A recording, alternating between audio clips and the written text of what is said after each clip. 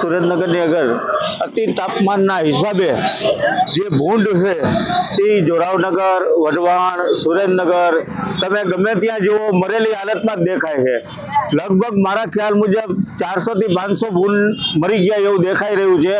આ ભૂંડની અંદર તાત્કાલિક મહાનગરપાલિકા ઉપાડે છે ખરું, પણ ખૂણે ખાંચરે જ્યાં જ્યાં પડ્યા છે ત્યાં કોઈ ઉપાડવા આવતું નથી અને ભૂંડને કોઈ લેતું નથી।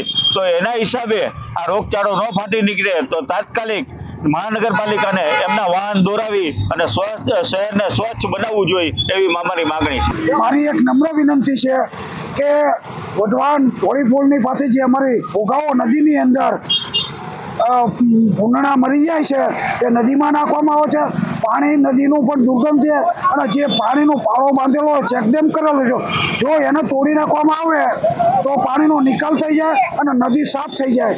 બીજું, પાણીની અંદર એક કૂવો છે, એમાં દરેક ભૂંડણા નાખી જાય છે એટલે ભવિષ્યમાં વઢવાણ ખાતે ભયંકર રોગચાળો ફાટી નીકળશે એની દહેશત છે। એટલે આના માટે કલેક્ટર સાહેબ અને મ્યુનિસિપલ કમિશનરને મારી નમ્ર વિનંતી કે આનો તાત્કાલિક નિકાલ કરો અને જો નિકાલ નહીં કરો તો અમે આવેદનપત્ર આપવા માટે આવીશું।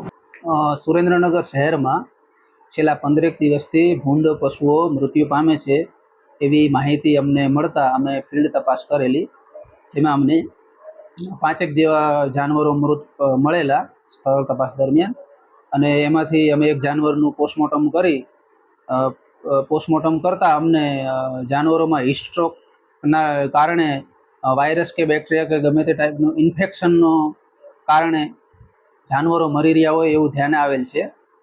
જેનું વધુ તપાસ અર્થે અમે સેમ્પલો લઈ અમદાવાદ ખાતે મોકલી આપેલ છે, જેમાંથી સેમ્પલનો ફાઇનલ રિપોર્ટ આવી આગળની જે કાર્યવાહી કરવામાં આવશે।